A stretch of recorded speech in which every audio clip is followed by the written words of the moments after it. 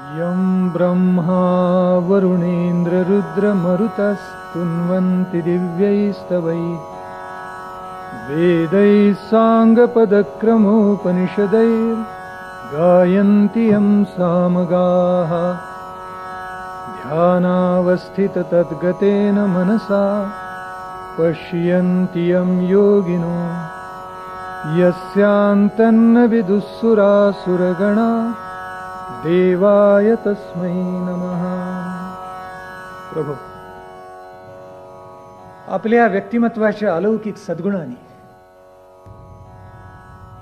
रायगडची तटबंदी जशी आहे तशा आपल्या कणखर बाण्यानं,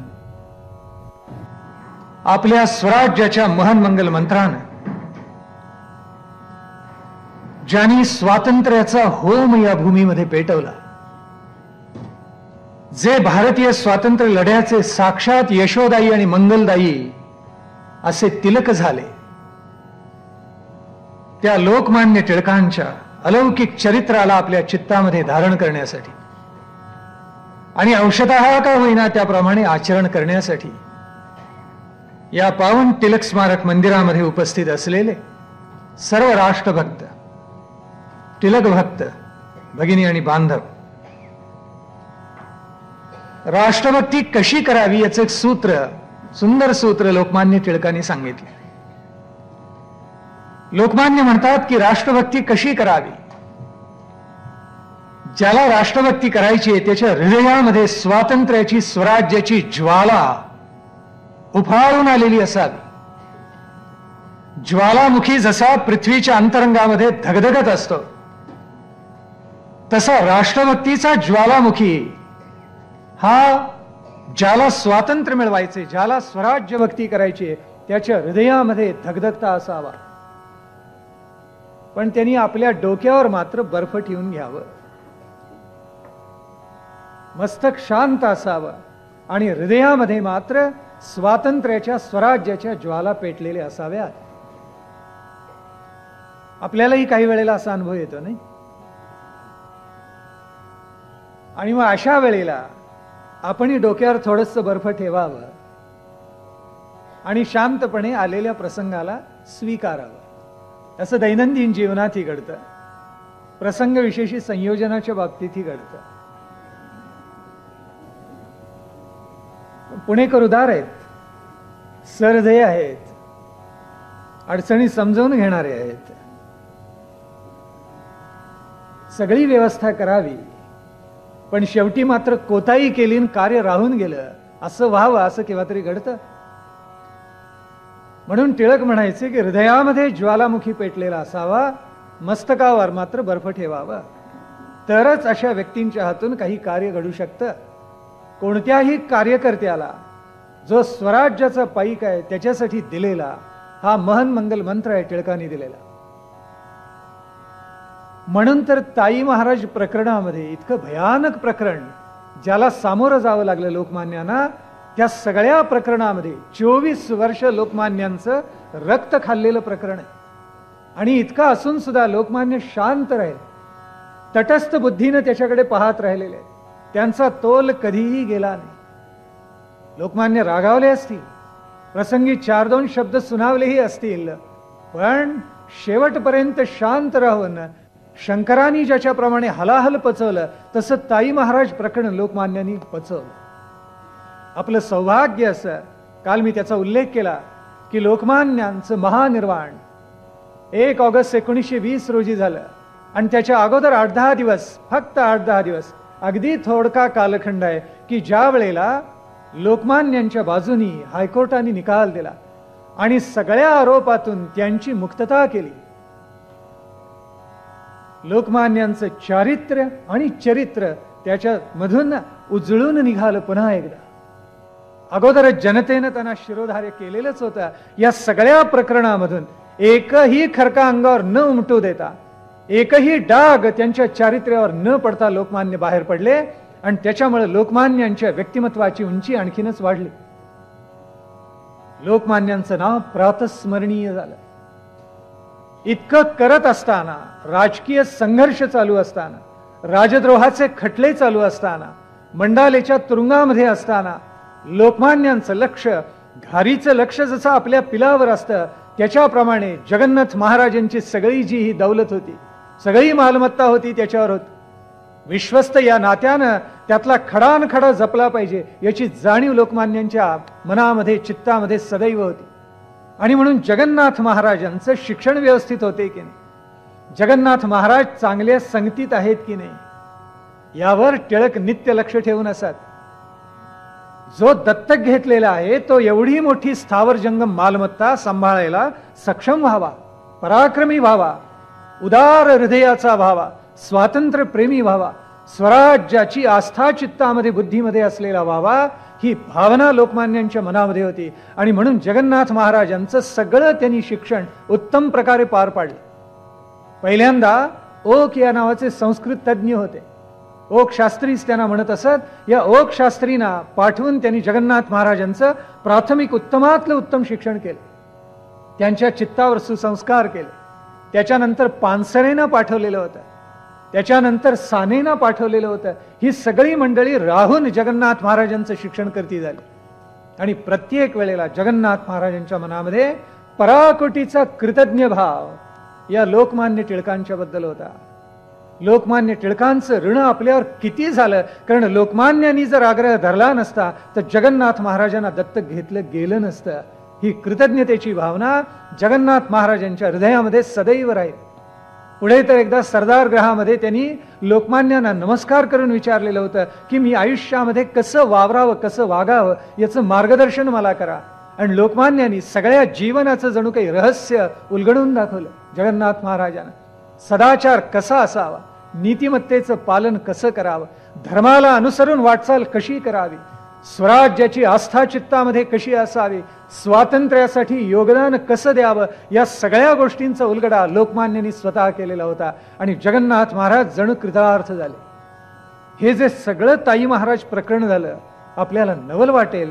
लोकमान्य टिळकांचे त्या कालखंडामध्ये, त्या सगळ्या प्रकरणामध्ये सरकारशी झुंजताना 60 सहस्त्र रुपये खर्च झाले त्या कालखंडामध्ये.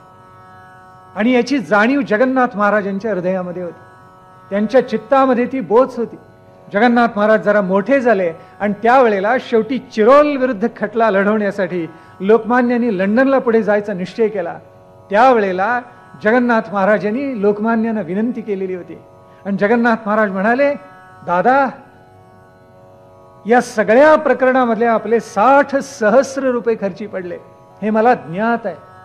तेव्हा आपण आता मजवर एक कृपा करावी. 1918चं साल आहे, खूप पुढे घडलेली घटना, पण ताई महाराज प्रकरणाशी हे सगळं संबंधित आहे म्हणून अगोदर सांगतोय आपल्याला.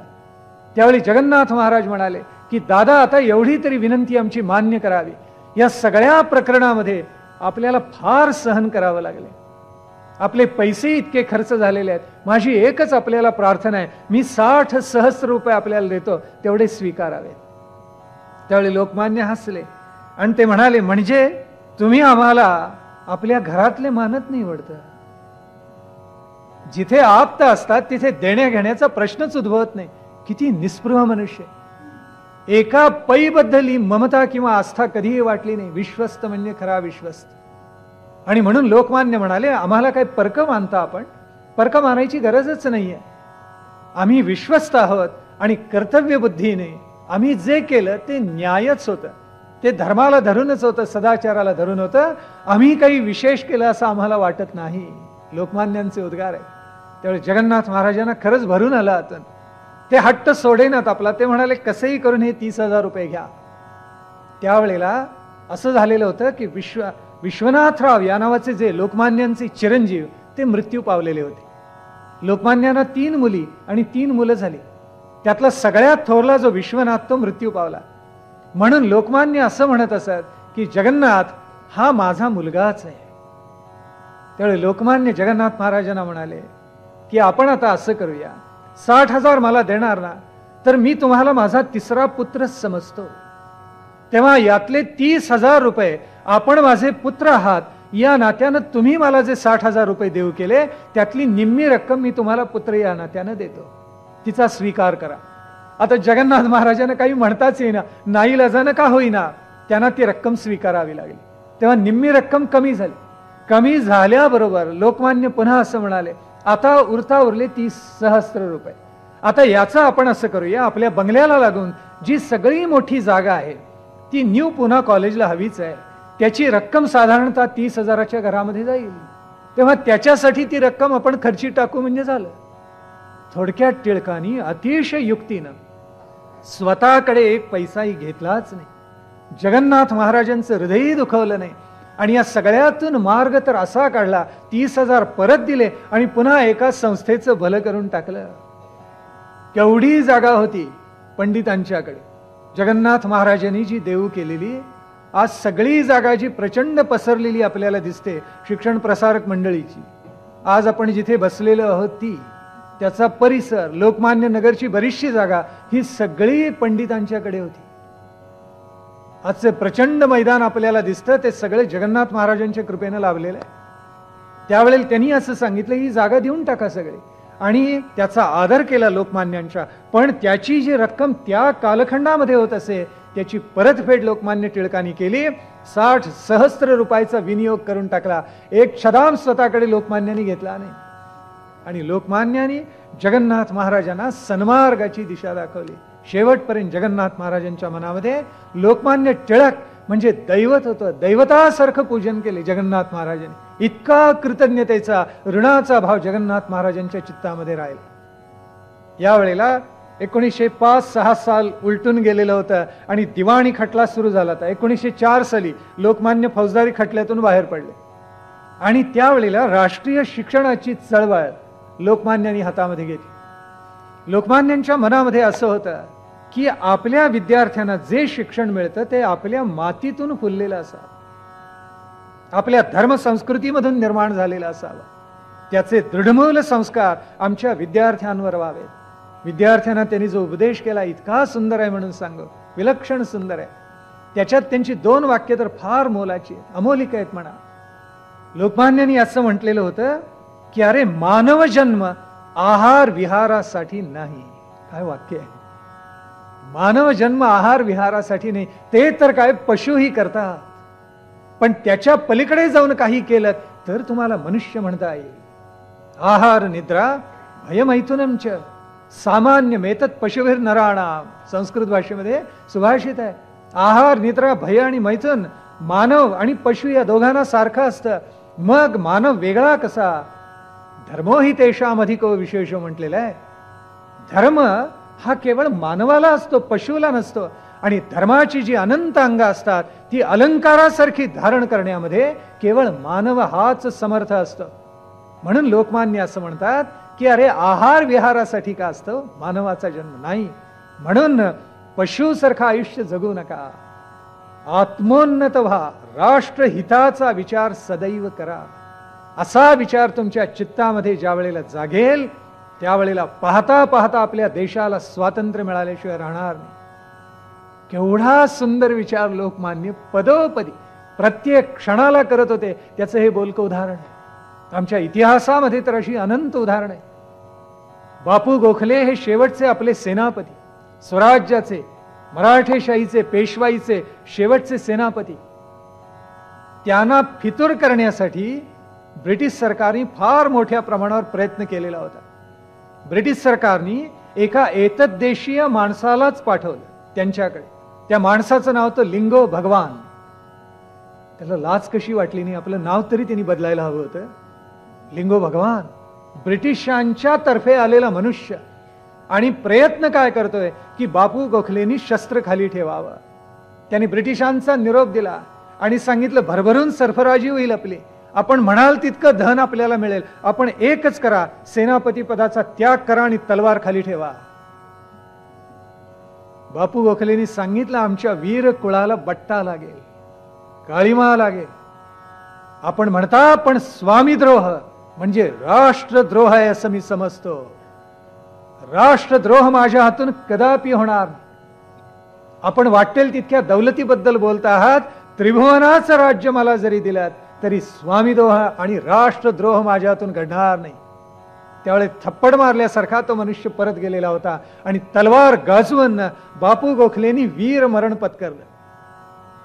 सारस्वतकार भावेनी लिहून ठेवलेला आहे की बापू गोखलेनी म्हणे जे उत्तर दिलं ते आपण तसबिरीसारखं फ्रेम करावं आणि देवघरामध्ये ठेवावं आणि त्याचं दररोज पूजन करावं. त्याला स्वराज्याचा स्वातंत्र्याचा अर्थ उलगडेल. काय विलक्षण आहे. लोकमान्य टिळक सांगत असत, अरे अशी प्रेरणा इतिहासामधून घ्यावी आणि काय करावं, आपलं आयुष्य उजळून टाकावं. नाहीतर प्रपंच अनेक जण करतात. सावरकरांनी सुद्धा पुढे म्हटलेलं होतं, चिमण्या कावळे सुद्धा प्रपंच करतात. त्याच्यासाठी का आपण जन्माला आलेलो आहोत. भाग्य समजा, असं सौभाग्य आपल्याला लाभलं, स्वराज्याची स्वातंत्र्याची सेवा करायला मिळाली. लोकमान्यांनी तोच उपदेश आपल्या सगळ्या विद्यार्थ्यांना केलेला आहे आणि राष्ट्रीय शिक्षणाचा बाणा सगळीकडे पसरवून दिला. यावेळेला नेमस्त म्हणजे मवाळ आणि जहाल यांच्यामध्ये बरीच दरी निर्माण झालेली होती. मुंबईला जे अधिवेशन झालेलं होतं राष्ट्रीय सभेचं, त्यावेळेला लोकमान्य नव्हते, उपस्थित नव्हते. त्याच्यामुळे नेमस्ताना असं वाटलं की आपण जिंकले. पण लवकरच त्यांच्या असं लक्षात आलं, आपण घाईघाईने इथे ठराव केले तरी त्याचा काही उपयोग नाही. कारण लोकमान्य जोपर्यंत त्याला मम म्हणत नाहीत तोपर्यंत भारत देश ते स्वीकारायला तयार नाही. आणि यावेळेला 2-3 अत्यंत कटू घटना आपल्या देशामध्ये घडल्या. 1906 साली कॉन्झर्वेटिव्ह पार्टी ही पराभूत झाली आणि त्याच्या जागी लिबरल पार्टीचं साम्राज्य या देशावर आलं. म्हणजे लॉर्ड कर्झन गेला आणि मोर्ले साहेब आले. त्यावेळेला आमच्या नेमस्त मंडळींना इतका आनंद झाला, त्यांना वाटलं आता आपल्याला स्वराज्य मिळालंच. कर्झन अत्यंत वाईट आणि मोर्ले साहेब अत्यंत उदार अशी भूमिका त्यांच्या चित्तामध्ये होती. आणि नेमस्त म्हणाले की अरे आता लवकरात लवकर स्वातंत्र्य आपण प्राप्त केल्याशिवाय राहणार नाही. त्यावेळी टिळक हसले आणि म्हणाले, जरा सबुरीनं घ्या, तुम्ही मोर्ले साहेबांच्या बद्दल इतक्यात अंदाज व्यक्त करू नका. आणि जे टिळक म्हणाले तसंच्या तसं खरं ठरलं. कारण 1906-1907 मध्ये ब्रिटिश सरकारने फतवा काढला. पहिल्यांदा आम्हाला आमच्या चित्तामध्ये अशी भूमिका होती नेमस्तांच्या की बंगालची फाळणी ही मोर्ले पहिल्यांदा रद्द करेल. अजिबात घडलं नाही. मोर्ले साहेब आले आणि त्यांनी पहिल्यांदा घोषित केलं की लॉर्ड कर्झननी केलेली फाळणी योग्य आहे, मी ती कदापि रद्द करणार नाही. नेमस्तांचे पाय पहिल्यांदा भूमीला लागले. त्यांना कळलं की मोर्ले आले म्हणजे फार बदल होईल असं नाही. त्यावेळेला इतक्या 2 कटू घटना घडल्या. त्यातली एक होती लाला लजपत रायना हद्दपार करण्यात आली. पहिल्यांदा त्यांच्यावर हुकूम बजावला ब्रिटिश सरकारने, त्यांच्या प्रांतातून त्यांना बाहेर काढा. कारण हे तरुणांना चिथावणी देतात. पुढे त्यांच्यावर लाठ्या काठ्याही पडल्या आपल्याला माहिती आहेत. आणि त्या तो मार इतका असह्य होता की त्या मारामुळे शेवटी लाला लजपत राय मृत्यू पावले. पण त्याच्या अगोदर त्यांना हद्दपार करण्यात आलं. आणि ही बातमी पुण्यामध्ये येऊन पोहोचली. लोकमान्यांच्या कानावर ही बातमी घालायला एक मनुष्य आला आणि त्यांनी सांगितलं, लोकमान्य एक अतिशय वाईट बातमी आहे. लोकमान्य हसले आणि म्हणाले, आपण पारतंत्र्यामध्ये आहोत, याच्यापेक्षा दुसरी काही वाईट बातमी असू शकते का. त्यावेळी त्या माणसाने सांगितलं की लाला लजपत रायनं हद्दपार केलेलं. त्यावेळेला असं म्हणे त्यांच्या मस्तकाच्या आणि कपाल ललाटीच्या शिरा अशा फुगल्या लोकमान्यांच्या. आणि त्यांनी एकच वाक्य उच्चारलं, लाला लजपत राय हद्दपार झाले आणि तरी लॉर्ड मिंटो जिवंत आहे. काय हा मनुष्य विचार करत होता, आपण आपल्या मनाशी कल्पना करा. लाला लजपत रायना बाहेर काढले जातं त्यांच्या प्रांताच्या आणि तरी सुद्धा लॉर्ड मिंटो जिवंत राहतो. अरे या देशामधला पुरुषार्थ सगळा हरवला का. काय तळमळ लागली असेल लोकमान्यांच्या चित्तामध्ये. आपण कल्पना केली तरी आपल्याला रोमांचित व्हायला होतं. जीव आपला कळवळून जातो. लोकमान्यांना ते किती वाटत असेल. आपल्याला 1% नव्हे 1%तला 100,000वा भाग वाटत असेल, त्याच्या अनंतपट लोकमान्यांना ते वाटत असेल. कसा जीव पदोपदी क्षणोक्षणी तळमळत असेल आपल्या मनाशी आपण कल्पना करा. लॉर्ड मिंटो जिवंत राहतो म्हणजे काय, या देशातला पुरुषार्थ सगळा गेला काय, असं वर्णन लोकमान्यांनी करून ठेवलेलं आहे. लाला लजपत रायना हद्दपार केलं आणि त्यावेळेला पुण्याजवळ एक घटना घडली. आपल्या पुण्याजवळ एका ब्रिटिश सैनिकाने आपल्या एका भारतीय माणसाला मारलं. त्याचं नाव अर्जुना होतं. याला मारल्यानंतर केसरी मधून लोकमान्यांनी कठोर टीका केली त्याच्यावर की एक ब्रिटिश सैनिक उद्दामपणे बंदूक उगारतो, आमच्या एका निरपराध नागरिकाचा वध करतो, अमान्य आहे. हे लोकमान्य ज्या वेळेला बोलले आणि केसरीमधून त्यांनी कडक टीका केली, त्यावेळी ब्रिटिश सरकारने काय केलं, लोकमान्यांच्यावर खटला भरला. याच्यापेक्षा दुसरा अधमपणा काय असू शकतो मला सांगा. वस्तुतः त्या सैनिकाला पकडून फाशी द्यायला हवं होतं. हातामधल्या शस्त्राचा गैरवापर केला म्हणून त्या ब्रिटिश सैनिकाला फाशी देणं आवश्यक होतं. पण ते तर बाजूलाच राहिलं, यातलं काहीही घडलं नाही. उलटच घडलं. काय केलं तर लोकमान्य टिळकांच्यावर खटला भरला. हायकोर्टाने समन्स बजावलं लोकमान्यांच्यावर की तुम्ही लोकांना चिथावणी देण्याचा मजकूर केसरीमध्ये लिहिता, म्हणजे तो सैनिक सही सलामत बाजूला राहिला. आमचा मनुष्य मेला तो मेलाच. आणि पुन्हा सार्थ टीका केली, न्याय टीका केली, त्याच्याबद्दल लोकमान्यांवर खटला भरला. तरीही आमच्या सुशिक्षित मंडळींना आजही वाटतं ब्रिटिश आले म्हणून आपलं कल्याण झालं. मला सांगा रशियामध्ये कुठे ब्रिटिश गेलेले होते? मला सांगा बाल्कन राष्ट्रामध्ये ब्रिटिश कुठे गेलेले होते? मला सांगा चीनमध्ये ब्रिटिश कुठे गेलेले होते? मला सांगा जपानचा काही भाग अगदी पूर्वेकडचा वगळता ब्रिटिश कुठे जाऊन पोहोचलेले होते? आणि तरीही सगळी राष्ट्र प्रगत झालीच की नाही? धादांत खोटा इतिहास लिहिला गेलेला आहे. आजही आम्हाला वाटतं ब्रिटिश आले म्हणून आमचं कल्याण झालं.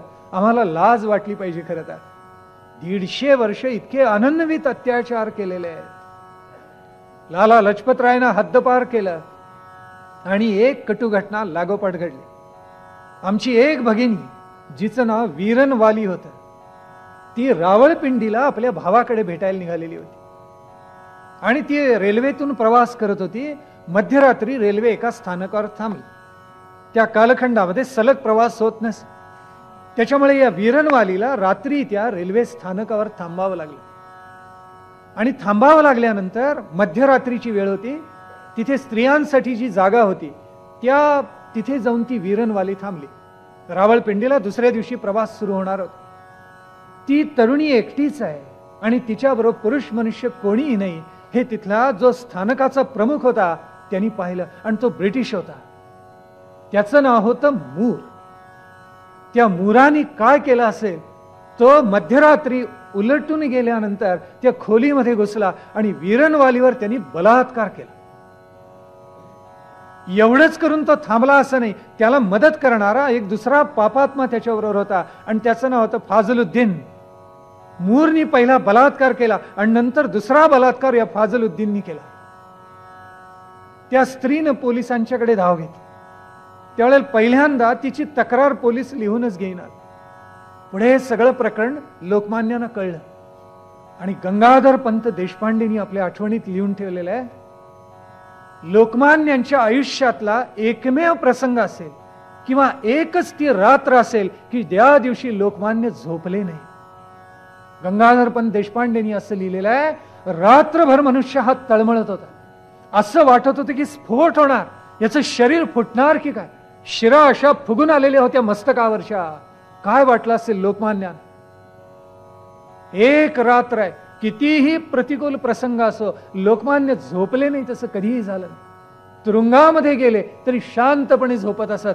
हा एकच प्रसंग आहे लोकमान्यांच्या चरित्रामधला ज्या रात्री लोकमान्यांना झोप आली नाही.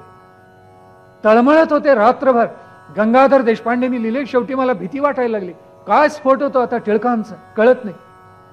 इतका संताप लोकमान्यांचा झालेला होता. पुढे सगळा खटला उभा राहिला. आम्ही बलात्कार केलाच नाही असं मूर आणि फाजलुद्दीननी सांगितलं. ज्या वेळेला मेडिकल सायन्सनी ते सिद्ध केलं त्यावेळेला ते म्हणाले, आम्ही पहिल्यांदा खोटं बोललो, पण ही स्त्रीच वाईट चालीची आहे. खटला सगळा उभा राहिला आणि जो ब्रिटिश न्यायाधीश होता त्यांनी काय निकाल द्यावा, आरोपी निर्दोषी आहेत. मूर आणि फाजलुद्दीन दोघांनाही निर्दोष साबित करून सोडण्यात आलं. ते सोडण्यात आल्यानंतर 6व्या दिवशी त्या वीरनवालीनं आत्महत्या केली. असलं डागाळलेलं आयुष्य यापुढे आपल्याला जगायला नको अशी भावना तिच्या चित्तामध्ये उदयाला आली. भावाची भेट तर बाजूलाच राहिली, कुटुंबियांना भेटायचं तर बाजूलाच राहिलं. त्या वीरनवालीनं आत्महत्या केली. टिळक म्हणत असं, तरी पुरुषार्थ आपल्या देशातला संपला का सगळा.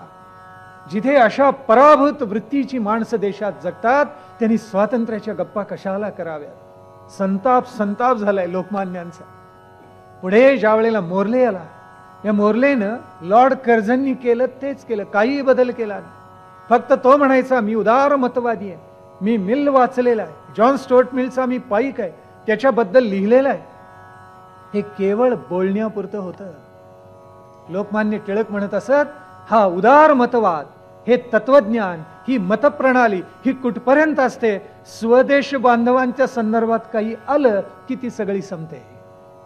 गोऱ्या माणसाच्या बद्दल काही निर्माण झालं की ही सगळी तत्वप्रणाली हे गुंडाळून ठेवतात आणि काय करतात, आमच्यावर जेवढा जुलूम करता येईल तेवढे हे सगळेजण करतात. भले हा स्टेट सेक्रेटरी असो नाहीतर कोणी वाटेल तो असो, पण यांचा मार्ग एकच, आम्हाला पिळून काढणे, शेवटच्या रक्ताच्या घामाच्या शेवटच्या थेंबापर्यंत. दुसरे मोर्ले साहेब काय करणार? लोकमान्य म्हणतात की ब्रिटिशांचा हेतू असा आहे की गाईला तर जेवढं पिळून घेता येईल तेवढं घ्यायचंच, पण वासरूही मरू द्यायचं नाही, एखादी धार ठेवायची, ते उपाशी राहिलं पाहिजे, त्यांनी कधी पुष्ट होताच कामा नये. अरे तुम्हा लोकांना एवढी साधी गोष्ट कळत, नेमस्थान उद्देशून लिहिलेलं आहे, तुम्हाला एवढी साधी गोष्ट कळत नाही. कर्झन आला काय, मोर्ले आला काय, मिंटो आला, कोणीही येऊ दे, शेवटी त्याचा निकाल एकच असणार आहे, आपलं पारतंत्र्य आणि आपली छळणूक, आपली पिळवणूक आणि आपली लूट, याच्यामध्ये काही बदल होणार नाही. स्वच्छ भाषेत, इतक्या परखड भाषेमध्ये लोकमान्यांनी लिहिलेलं आहे की ब्रिटिश सरकारचा जळफळाट झाला. आणि त्यांनी लिहिले, मोर्ले साहेब नुसत्या गप्पा मारतात, मिलच्या अमुक तमुक ह्याच्या गप्पा मारतात. खरंच उदार मतवाद त्यांच्या ठाई असेल तर भारताला त्यांनी पूर्ण स्वातंत्र्य देऊन दाखवावं. मोर्ले म्हणायचा आम्ही स्वातंत्र्य दिलं तर बंड होतील, आपापसात हे लोक लढतील. टिळक म्हणायचे भले आम्ही आपापसात लढू, तुमचा संबंध येतोच कुठे? आम्ही आपापसात लढून आम्ही निर्णय घेऊ. भले तुम्हाला असं वाटते ना आम्ही आपापसात झुंज झाली तरी चालेल, पण मला सांगा की याच्यामध्ये तुमचा संबंध येतोच कुठे मुळामध्ये? तुम्ही उठा, चंबुगव्हाळ आवरा आणि चालायला लागा. ते म्हणत असत, एक शब्द नेहमी वापरत असत लोकमान्य टिळक, हे आमचे नेमस्त आणि मवाळ नेते म्हणजे मेंगे आहेत. संतापोत असे टिळकांचे, मेंगे आहेत. अरे तुमच्यात सामर्थ्य कसं नाही, तुम्ही झुंजत कसं नाही ब्रिटिश राजवटी विरुद्ध, असं ते म्हणत असत. यावेळेला 1907-08 नंतर मुंबईची सभा होऊन गेलेली होती आणि कलकत्त्याची सभा लोकमान्य जिंकून टाकली. ती इतकं बोचलं, सगळ्यांना इतकं लागलेलं होतं, जो तो भेटायचा आणि म्हणायचा कलकत्त्याला झाली म्हणून, मुंबईत झाली असती तर तुम्हाला दाखवलं असतं. शाबास. म्हणजे परमुलखात जाऊन लोकमान्य जिंकतात, ते स्वगृही काही जिंकणार नाहीत. सहज जिंकलं असतं, पण त्यांचा जळफळाट झालेला होता सगळ्या नेमस्थांचा, मवाळांचा, आणि कुठेतरी हृदयामध्ये बोचणी होती. आता पुन्हा प्रश्न उभा राहिला की राष्ट्रीय सभेचं पुढचं अधिवेशन आहे ते कुठे करायचं? मोठी अडचण झाली.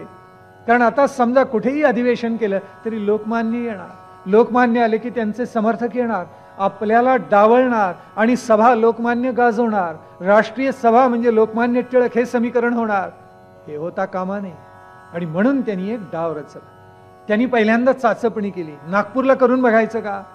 तर त्यांच्या असं लक्षात आलं की सगळी नागपूरकर मंडळी लोकमान्यांच्या मागे, नकोच म्हटलं, कारण आपला तिथे पराभव होईल. म्हणून त्यांनी असं ठरवलं नागपूरला घ्यायचं नाही.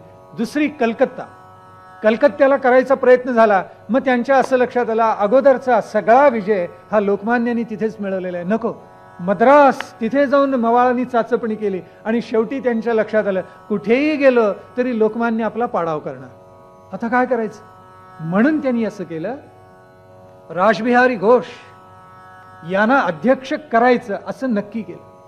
मालवी होते, त्यांना स्वागताध्यक्ष करायचं असं नक्की करून टाकलं. आणि लोकमान्य कल्पना न देता त्यांनी सुरत ही जागा, म्हणजे जहालांना कल्पना न देता सुरत ही जागा नक्की करून टाकली. आता रासबिहारी घोष या नावाच्या 2 व्यक्ती होऊन गेल्या बरं का. त्यातले जे डॉक्टर रासबिहारी घोष आहेत हे मवाळ होते आणि नुसते रासबिहारी घोष हे अत्यंत जहाल होते. एकाच नावाची 2 माणसं आहेत, मनात गोंधळ होईल म्हणून मुद्दाम सांगतो. 2 व्यक्तिमत्व होते आणि यातले जे पहिले डॉक्टर रासबिहारी घोष, पण ते उदार होते, प्रकृतीने सज्जन होते. मवाळ असले तरी सुद्धा औदार्य स्वभावामध्ये पराकुटीचं होतं. आणि त्यांनी एका संस्थेला त्या कालखंडामध्ये 21 लाख रुपयांची देणगी दिलेली होती, इतिहासात उल्लेख सापडतो. आणि दुसरे जे रासबिहारी घोष होते म्हणजे केवळ मवाळच उदार होते असं नाही, जहालही उदार होते.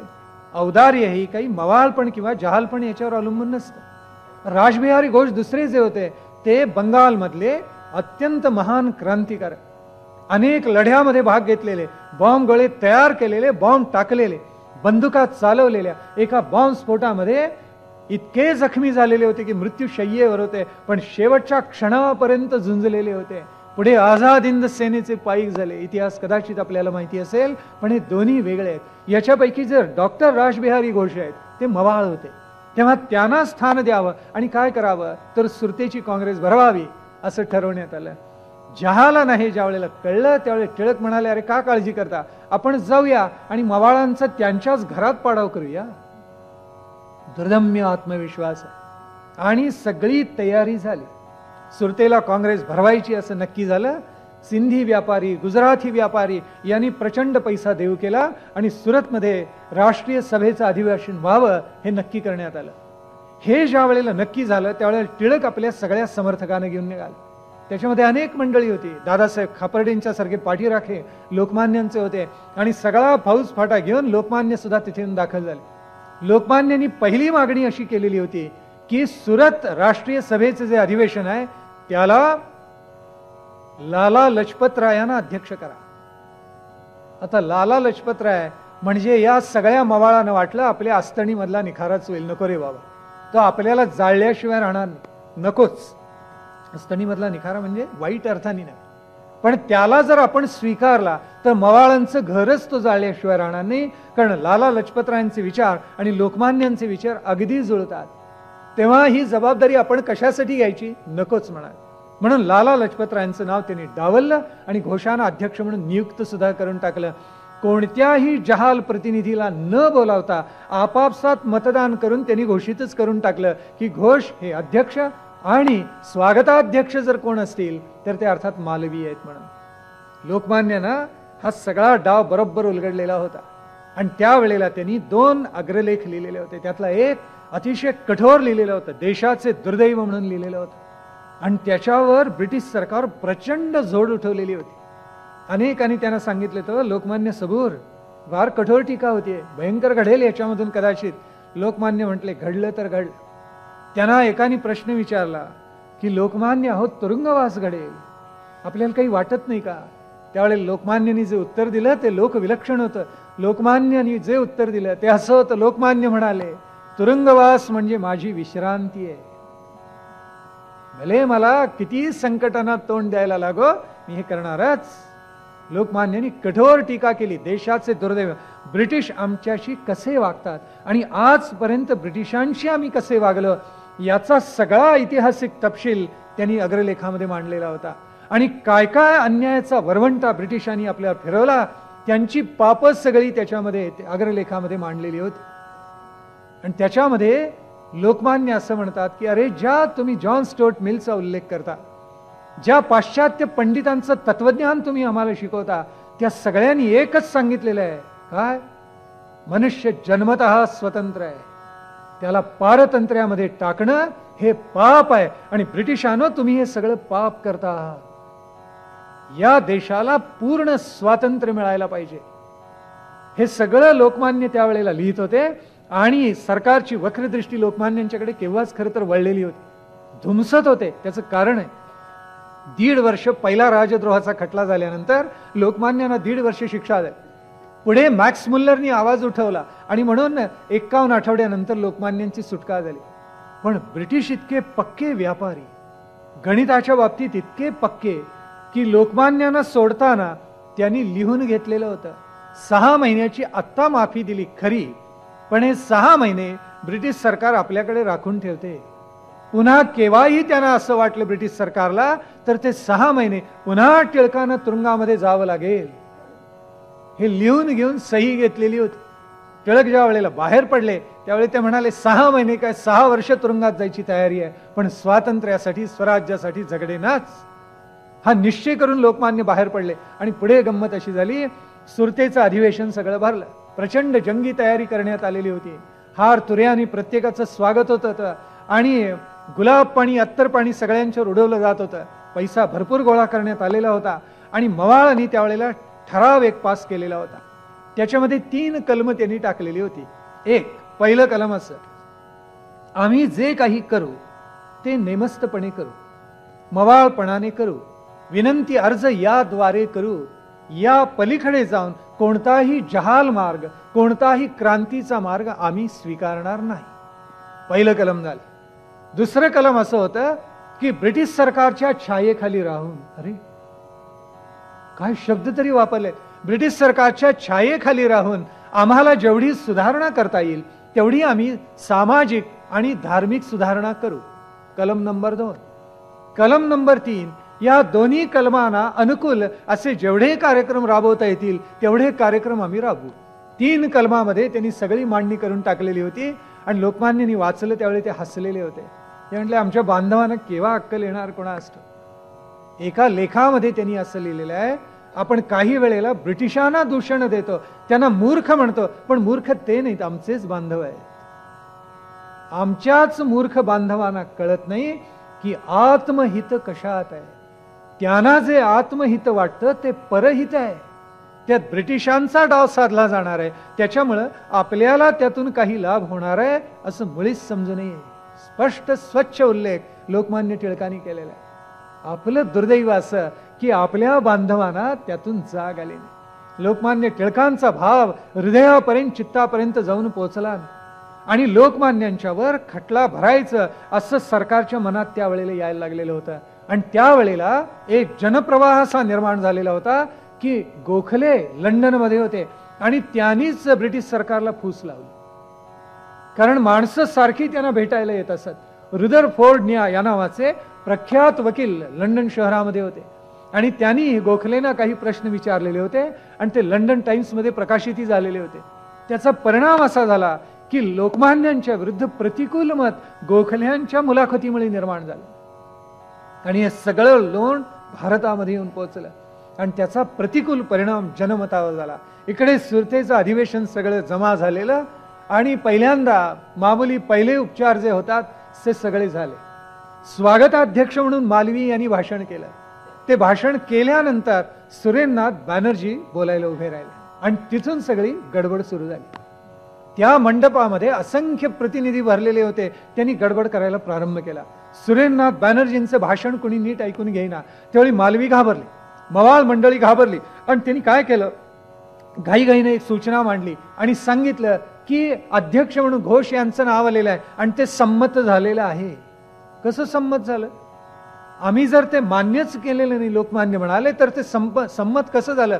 कारण असं आहे, सभेचा संकेत असतो, नाव सुचवावं लागतं, त्याला अनुमोदन द्यावं लागतं आणि एकमताने नंतर मान्य करावं लागतं. लोकमान्य म्हणाले यातला पहिला प्रकार आणि तो सुद्धा अर्धात झालेला आहे, तेव्हा आम्हाला मान्यच नाही. मी उपसूचना घेऊन, मी लेखी कळवलेलं आहे स्वागताध्यक्षांना, मी लेखी उपसूचना आणलेली, मी येतो. आणि लोकमान्य व्यासपीठावर चढले. ते व्यासपीठाबरोबर चढल्याबरोबर दंग्याला प्रारंभ झाला. लोकमान्य म्हणाले घोष अध्यक्ष येथे आम्हाला मान्य नाही. हे वाक्य उच्चारल्याबरोबर दंग्याला प्रारंभ झाला. दंगा म्हणजे खळबळ माजली सगळ्या मंडपामध्ये. कुणी काय काय बोलायला लागलं, कुठून तरी दगड यायला लागले. एक जोडा आणि तो जोडा सुरेंद्रनाथ बॅनर्जींच्या गालाला लागला. रक्त आलं थोडंसं, पलीकडे जाऊन पडला. कुणीतरी एकाने एक मोठी खुर्चीच लोकमान्यांच्या अंगावर भिरकावली, लागावी त्यांना या स्वच्छ हेतूने भिरकावलेली होती. आणि लोकमान्यांनी हाताची घडी बांधली आणि उभे राहिले व्यासपीठावर आणि ते म्हणाले कुणाची हिम्मत असेल तर मला इथून हलवून दाखवा. नेव्हिन्सननी लिहिले दॅट इज द मॅन. असं सामर्थ्य प्रगट करणारा दुसरा त्या कालखंडामध्ये मी पाहिला नाही. म्हणजे परदेशी माणसंही उचंबळून गेली व्यक्तिमत्व पाहून, पण आमच्या मवाळानं काही वाटलं नाही लोकमान्यांच्या मागे जावं, स्वातंत्र्य 4 पावलं जवळ येईल. दुर्दैव, लोकमान्य म्हणाले हिम्मत असेल तर हलवून दाखवा मला इथून. आणि प्रचंड दंगा झाला. लोकमान्यांनी संपूर्ण मंडप रिकामा होई तोपर्यंत व्यासपीठावरची जागा सोडली नाही. ते म्हणाले आम्हाला मान्यच नाही, घोष अध्यक्ष होऊ कसे शकतात. त्याला अनुमोदन दिलेलं नाही, त्यांना सगळ्या प्रतिनिधींनी मान्यताही दिलेली नाही. आमचा आग्रह हाच आहे की लाला लजपतराय अध्यक्ष व्हायला पाहिजेत. आणि लोकमान्यांचं वचन बाबू अरविंद घोषांनी उचलून धरलं आणि त्याचा प्रभाव इतका पडला सगळ्या समाजावर की सगळे लोक तसेच ओरडायला लागले. त्यावेळेला सगळी सभा उधळली गेली, विस्कळीत झाली. नवीन सन्नत्याच्या आठवणी लिहून ठेवलेल्या आहेत की कशी पळापळ झाली आणि लोकमान्य कसे धीरोदात्तपणे त्याच्यामध्ये उभे राहिलेले होते. दादासाहेब खापर्डेंनी सुंदर आठवणी लिहून ठेवलेल्या आहेत. आणि सगळा डाव विस्कटला गेला. सुरतेची काँग्रेस सगळी विस्कटली गेली. आता लोकमान्यांनी आणि मवाळांनी, जे मवाळ होते ते पुन्हा एकत्र आले आणि जे जहाल होते ते पुन्हा एकत्र आले. मवाळांनी तातडीने एक सभा घेतली, त्याला उत्तर म्हणून जहालांनी सुद्धा एक सभा घेतली आणि मवाळांनी जे ठराव केलेले होते ते टिळकांनी खोडून काढले. त्यावेळेला अरविंद घोषांचं अत्यंत तेजस्वी भाषण झालं आणि त्या भाषणात ते म्हणाले, या सगळ्या मवाळांना आपण डावलून टाकूया, बाजूला जाऊ दे. आज आपल्या देशाला क्रांतीच हवी आहे. क्रांतीचाच महामंत्र आपल्याला जपता आला पाहिजे. जहालपणेच आपल्याला मार्गस्थ व्हावं लागेल. हे सरकार दयाळू नाही, यांनी आपल्यावर पारतंत्र्य लादलेलं आहे. आपल्याला स्वातंत्र्य याच मार्गाने मिळवावं लागेल. स्वराज्याचा उद्घोष याच पद्धतीनं करावं लागेल. वंदे मातरम. आणि वंदे मातरमच्या गर्जनाने सुरत दणाणून गेलेलं होतं. त्यावेळेला मवाळांनी एक अत्यंत वाईट प्रकार केला. इतक्या अधम पातळीला राजकारणामध्ये माणसं जाऊ शकतात याचं नवल वाटतं, आणि तेही आपल्या एका भावाबद्दल, लोकमान्य टिळकांच्या बद्दल. राजकारण हे क्रूरच असतं, भयानक असतं. काही काही वेळेला तिथे नातीगोती पाळली जात नाही, तिथे साधन शुचिता उरत नाही. एखादाच पारदर्शी लोकमान्यांच्या सारखा सदाचार कधी न टाकता मार्गस्थ झाला, असा एखादाच. रामचंद्रराव नेवाळकर नावाचे राजे होते झाशीला. हा राजा झाल्यानंतर त्या राजाचा सर्वाधिक द्वेष कुणी केलं असेल, त्या रामचंद्ररावांच्या सख्या आईनं. तिचं नाव होतं सखूबाई.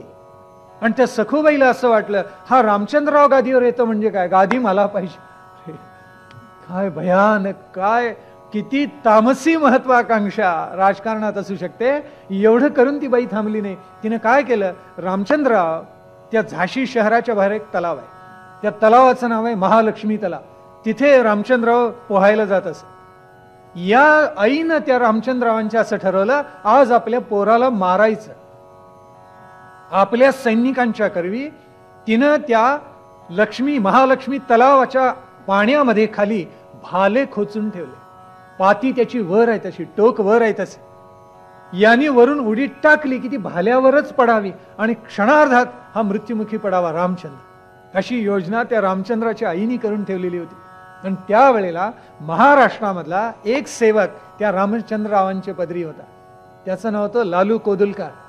त्यालाही कुणकुण लागली आणि त्यांनी सांगितलं, महाराज आज आपण जाऊ नका, गेलात तर घात होईल. त्याचं कारण आपल्याला मारायचं ठरवले, आपल्या आईनेच मारायचं ठरवले.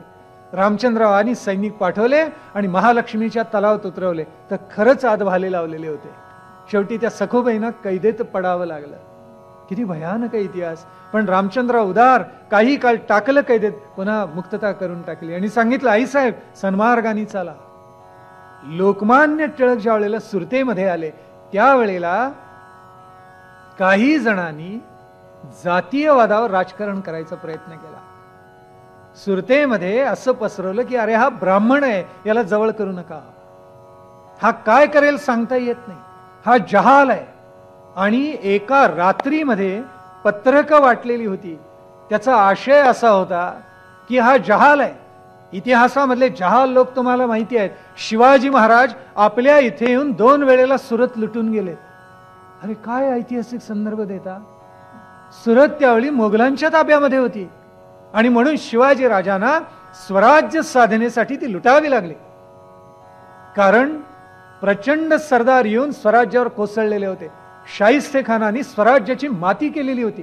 इतकं लुटलेलं होतं. त्याचा सूड, त्याचा प्रतिशोध राजकारणात घेण्यासाठी शिवाजी महाराजांनी आक्रमण केलं. 2 वेळेला सुरत करून टाकली स्वराज्य साधनेसाठी.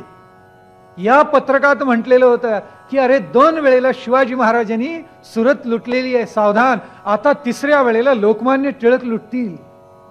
आणि अनेक व्यापारी मंडळींना ते पटलं. दुर्दैव, खरंच असं होईल. लोकमान्य काय करतील कुणास ठाऊक. असा सगळा एक मतप्रवाह 1-2 दिवस सुरतेमध्ये पसरलेला होता. पण लोकमान्यांनी सगळ्यांना विश्वासात घेतलं आणि हळूहळू हे वातावरण इतकं पालटत गेलं की लोकमान्य टिळक महाराज की जय अशा घोषणांनी सुरत दुमदुमायला लागले. आणि मवाळांचा पूर्ण पराभव होऊन गेला. पुन्हा एकदा सगळं त्यांनी जिंकलं लोकमान्यांनी, आणि लोकमान्य माघारी आले तोपर्यंत सरकारच्या मनामध्ये वेड वाकडं आलेलंच होतं. सरकारने ठरवलं तर आता पाहूनच घेतो लोकमान्यानं. असेल अग्रलेख लिहिता काय, अशा पद्धतीनं राष्ट्रीय सभेवर आपलं वजन प्रस्थापित करता काय, आता तुम्हाला धडा शिकवतो. म्हणजे त्यांचं उद्दिष्ट एकच, जितके कालखंड आपल्या ताब्यामध्ये भारत देश राहील तेवढा ठेवून घ्यायचा आणि त्याला कच्चा माल आणि साधन सामग्री आणि पैसा अडका सोनं या बाबतीत पिळून घ्यायचा. दुसरं काहीही करायचं नाही. दुसरं महायुद्ध झालं नसतं तर आपल्याला इतक्या लवकर स्वातंत्र्य मिळालं नसतं. आम्ही अजूनही भ्रमात आहोत. इतिहासाचा बारकाईनं अभ्यास कराल तर आपल्या असं लक्षात येईल की शेवटी इंग्लंडच्या पंतप्रधानाला आर्मी नेव्हीनी सांगितलं की आमची आता ताकदच नाही, आम्ही तुम्हाला मनुष्यबळ देऊच शकत नाही की ज्याच्यामुळे भारत आपल्या हातामध्ये राहील, अशी आमची ताकदच राहिली. विशेषतः नेव्हीनी सांगितलेलं होतं, नौदलात, आमची ही ताकदच नाही येता. अत्यंत नाईलाजानं ब्रिटिशांना भारतातून जावं लागलेलं आहे. नाहीतर आत्तापर्यंत जशी आफ्रिकन राष्ट्र झुंजत होती स्वातंत्र्यासाठी, तसं आपल्याला झुंजावं लागलं असतं. हा इतिहास शिकवला जात नाही. हा इतिहास पाठ्यपुस्तकात नाही. हा इतिहास आपल्या अभ्यासक्रमात कधीही असत नाही. लोकमान्यांचं अलौकिक कर्तृत्व आपल्या अभ्यासक्रमाचा भाग असत नाही. याच्यापेक्षा स्वातंत्र्योत्तर कालाचं दुर्दैव काय असू शकतं. लोकमान्य सुरतेहून परतले आणि ब्रिटिश सरकारनी सगळं नियोजन करून ठेवलेलं होतं. लोकमान्यांना कसं पकडायचं, केव्हा पकडायचं, सगळं पक्क झालेलं होतं. लोकमान्यांना याची कुणकुण लागलेली होती आणि म्हणून लोकमान्यांनी असं ठरवलं, पुण्यामध्ये न राहता मुंबईला जाऊन राहूया, बघूया पकडलं तर पकडलं. सरदार गृहात लोकमान्यांचा मुक्काम होता आणि लोकमान्य तिथे आले हे कळल्याबरोबर समन्स निघालं त्यांच्या नावाने. काही सह्या व्हायच्या राहिलेल्या होत्या आणि त्यावेळेला लोकमान्य बगीतून निघालेले होते, सरदार ग्रहाकडे निघालेले होते आणि त्यांच्याबरोबर जे गृहस्थ होते त्यांचं आडनाव गांधी होतं, पण महात्मा गांधी नव्हे, बापूसाहेब गांधी या नावाचे गृहस्थ होते. आणि एक गुप्तहेर, ब्रिटिश सरकारचा गुप्त अधिकारी हा आला, सरदार ग्रहाच्या जवळ आला आणि बापूसाहेब गांधींच्या कानावर त्यांनी ही बातमी घातली. तो म्हणाला, सरकारने नक्की ठरवलेलं आहे की लोकमान्यांना कैद करायचं, शिक्षा होईल, खटला चालेल. बापूसाहेब गांधींनी बातमी घातली, वार्ता लोकमान्यांच्या कानावर घातली. ही त्यांच्या कानावर ज्या वेळेला घातली त्यावेळी लोकमान्य हसले. त्यावेळी बापूसाहेब गांधी म्हणाले, हसता काय, कदाचित खटला होईल आणि गेल्यापेक्षा या खेपेचं स्वरूप गंभीर असेल. गेल्या खेपेला आपलं जे व्यक्तिमत्व होतं ते अनंत आता प्रकारे वाढलेलं आहे आणि सगळ्या देशाचं ते आता नेतृत्व झालेलं आहे. तेव्हा लोकमान्य आपण हसता काय, आपल्याला असं वाटत नाही का पुण्याला जावं, घराची केसरीची सगळी पुन्हा एकदा व्यवस्था लावावी किंवा झुंजण्यासाठी वॉरंटला तोंड देण्यासाठी काही अगोदर आपण तयारी करावी. लोकमान्य हसले आणि म्हणाले, कशाला जायचं, मला काय सैन्याची जमवाजमव करायची आहे का, मला फौज फाटा गोळा करायचा का, मला हत्ती घोडे शृंगारायचे आणि हत्तीवर अंबारी घालून त्यातून मिरवत यायचे, यातलं तर मला काहीच करायचं नाही आहे. तरी त्या बापूसाहेब गांधीने काही पटेना. त्यावेळी लोकमान्यांनी एक विचार सांगितलं, काय विलक्षण विचार आहे, काय चिंतन लोकमान्यांचं होतं. लोकमान्य म्हणाले, अहो गांधी, आपण का चिंता करता बापूसाहेब, आपला हा सगळा भारतवर्षच ब्रिटिश सरकारनी मोठा तुरुंग करून ठेवलेला आहे. तेव्हा मला उचलून तुरुंगात टाकणं म्हणजे मोठ्या दालनातून छोट्या खोलीत जाण्यासारखं आहे. याच्यापेक्षा काय वेगळं होणार आहे. एका मोठ्या वाड्यातल्या एका छोट्या खोलीत मला कोंबतील नाही, अन्यथा या सगळ्या देशाचा तुरुंग अगोदरच झालेला आहे. बापूसाहेब गांधींनी सांगितलेलं आहे, मी थरारून गेलो ऐकल्यानं. जाणीव झाली की किती झुंजायला पाहिजे ब्रिटिश सरकार विरुद्ध. आणि मग खरोखर समन्स निघाल, पण ते यायला वेळ होता. म्हणून यशवंतराव कुलकर्णी या नावाचे गृहस्थ, टिळकांचे स्नेही, त्यांच्याबरोबर सरदार ग्रहामध्ये होते. त्यांना वाटलं आता टिळक काहीतरी लिहितील, काहीतरी करतील, कोणाला तरी बोलावून घेतील. टिळक परत आले आणि यशवंतरावांना म्हणाले, आता भोजन करूया. भोजन केलं, वामकुक्षीची वेळ झाली असं सांगितलं आणि झोपले टिळक शांतपणे. 2.5-3 तासाचा कालखंड गेला. एक सही व्हायची राहिलेली होती आणि त्याच्यामुळे लोकमान्यांच्या पर्यंत समन्स लवकर पोहोचलं नाही. लोकमान्य उठले, शांतपणे बसले, पुन्हा अडकित्ता घेतला, सुपारी कातरली, थोडी सुपारी तोंडात टाकली आणि म्हटले, यशवंतराव तुमचं समन्स अजून नाही आलं. किती धीरोदात्त पोलादी पुरुष असला पाहिजे पा. काय काळीज असलं पाहिजे. आणि शेवटी ते समन्स आलं आणि लोकमान्यांना कैद करण्यात आलं आणि न्यायाधीशासमोर उभं करण्यात आलं. योग असा इतिहासातले फासे कसे पडतात पहा. पहिल्या वेळेला ज्या वेळेला राजद्रोहाचा खटला चालला त्यावेळेला लोकमान्यानं जामीन ज्यांनी मागितलेला होता त्याचं नाव होतं बॅरिस्टर दावर. मी उल्लेख केला त्याचा, आपल्या लक्षामध्ये असेल. ही सगळी नावं लक्षात ठेवा. कितीतरी नावं सांगून झालेली आहेत. नावं लक्षात राहिली तर व्यक्तिरेखा लक्षात राहतील. व्यक्तिरेखा लक्षात राहिल्या तर इतिहासाचे अन्वयार्थ उलगडतील. त्यावेळेला बॅरिस्टर दावर यांनी लोकमान्यांच्या वतीनं जामीन मागितलेला होता. आता गंमत अशी झाली ती की बॅरिस्टर दावर हेच न्यायमूर्ती झाले, ते न्यायाधीश झालेले होते. आता मोठी गंमत झाली. त्यांच्या समोरच आता पहिला हा खटला उभा राहणार होता. ॲस्टन बाजूला झाला आणि न्यायमूर्ती दावरांच्या समोर हे सगळं प्रकरण उभं आहे. त्यावेळेला लोकमान्यांच्या वतीनं वकिलांनी प्रस्ताव मांडला आणि सांगितलं की जामीन मिळायला पाहिजे. लोकमान्यांचं आजचं या भारतवर्षामधलं स्थान अद्वितीय आहे, अलौकिक आहे. तेव्हा लोकमान्यांना आपण जामीन दिलाच पाहिजे. एक अत्यंत बुद्धिमान, एक थोर व्यासंगी, एक महान वाङ्मयकार, एक महान देशभक्त, राष्ट्रभक्त म्हणून लोकमान्यांचं स्थान अनन्यसाधारण आहे. हे सगळं आपण लक्षात घ्यावं आणि काय करावं, लोकमान्यांना जामीन मंजूर करावा. त्यावेळेला दावर आता पेचात सापडला. कारण पहिल्या राजद्रोह खटल्याच्या वेळेला त्यांनीच जामीन मागितलेला होता आणि जामीन देऊ केलेला होता. कारण न्यायमूर्ती होते तय्यबजी. पहिला जामीन रानडेंनी दिला नाही, दुसरा जामीन हा तय्यबजींनी मान्य केला आणि दावरांचं मत प्रमाण धरून लोकमान्यांना जामीन मिळालेला होता. आता त्या दावरला कळेना आपण काही करावं. तेव्हा त्यांनी काय केलं, शेवटी त्यांनी जामीन दिला नाही टिळकांना. टिळक म्हणत होते ते सगळं खरं आहे, यांचं तत्वज्ञान, यांचा उदारमतवाद, यांची तत्वप्रणाली कुठपर्यंत ती स्वबांधवांच्या पर्यंत ती आग येऊन पोचली की यांची मतं भराभर पालटतात. आता ब्रिटिश सरकारच्याच वतीनं ज्या वेळेला हा प्रतिनिधित्व करायला लागला त्यावेळेला मला हा जामीन कसा देईल. टिळकांचा अंदाज 100% बरोबर होता आणि जामीन मिळाला नाही. दावरनी लिहिलेलं आहे, लोकमान्य टिळकांना जामीन न देणं हे सगळ्यात श्रेयस्कर आणि त्याचं कारण मी न देणं हे त्याहून श्रेयस्कर. म्हणजे अप्रत्यक्षपणे दावरनी असं मान्यच केलं की लोकमान्यांना जामीन देणं हे न्याय होतं. कारण न्यायाधीशाला देता येऊ नये आणि तरी सुद्धा लोकमान्यांना जामीन मिळू नये. सगळे खटले धादांत खोटे. ब्रिटिशांच्या कालखंडामध्ये एक तरी खटला असा खरं न्यायाने उभा राहिला का की ज्याच्यामध्ये आमच्या स्वातंत्र्यवीरांना, आमच्या देशभक्तांना, राष्ट्रभक्तांना न्याय मिळाला नाही. रक्त खाल्लं सगळ्यांचं. अनेक जण फाशी गेले, अनेक जण तुरुंगात किचपत पडले, कोणी काळं पाण्याला गेले, कोणाचं मानसिक खच्चीकरण करून टाकलं, कोण तुरुंगामध्ये क्षय होऊन मेले. उदार मायबाप सरकार लोकमान्यांच्या विरुद्ध खटला उभा आहे. ज्युरी संख्या नक्की करण्यात आली आणि ज्युरी असे निवडले गेले की त्यात 9 होते एकूण. पहिल्या राजद्रोह खटल्याच्या वेळेला 9च होते. त्यातले 6 युरोपियन्स होते आणि 3 एतद्देशीय. आता ब्रिटिश सरकारने आणखीन कृपा केली लोकमान्यांच्यावर. 7 ब्रिटिश होते आणि 2च भारतीय, त्यातला एक पारशी. आता लोकमान्यांच्या विरुद्ध खटला उभा राहिला आणि खटला उभा राहण्यापूर्वी या सगळ्या मंडळींनी काय केलेलं असेल तर लोकमान्यांच्या केसरीवर छापा घातला, लोकमान्यांच्या घरावर छापा घातला, वाड्यावर छापा घातला, सिंहगडाच्या घरावर जाऊन छापा घातला. आणि काय मिळते, असंख्य कागद, घर सगळं विस्कटून टाकलं.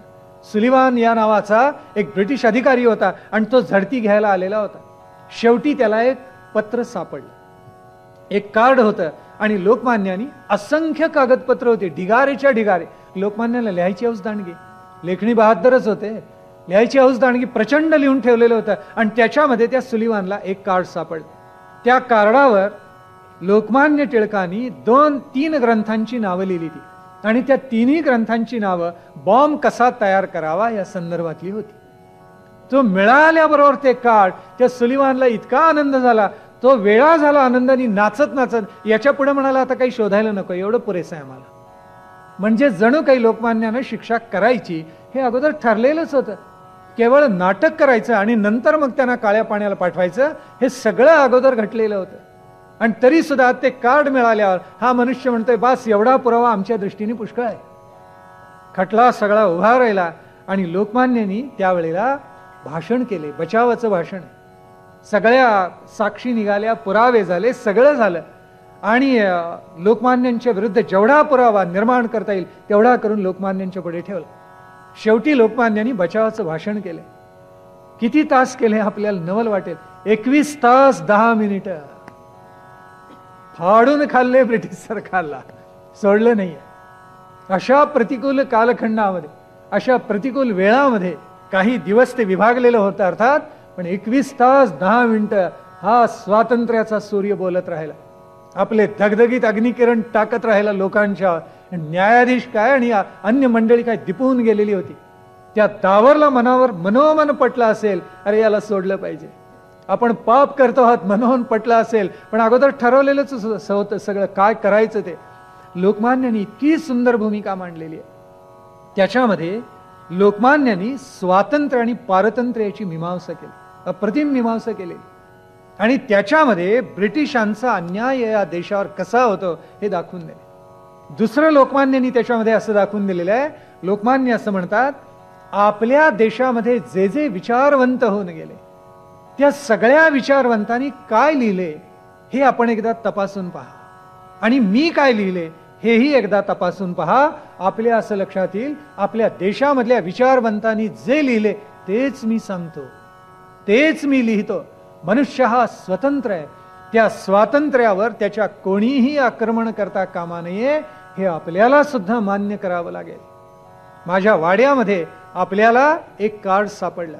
लोकमान्य म्हणतात, सिंहगडावर या ब्रिटिशांनी असा डाव टाकलेला होता की आपल्या बरोबर बॉम्ब न्यायचे आणि सिंहगडच्या बंगल्यामध्ये आपणच ठेवायचे आणि लोकमान्यांनी ते आणले असं सिद्ध करायचं पंचांच्या करवी आणि लोकमान्यांच्यावर खटला घालायचा.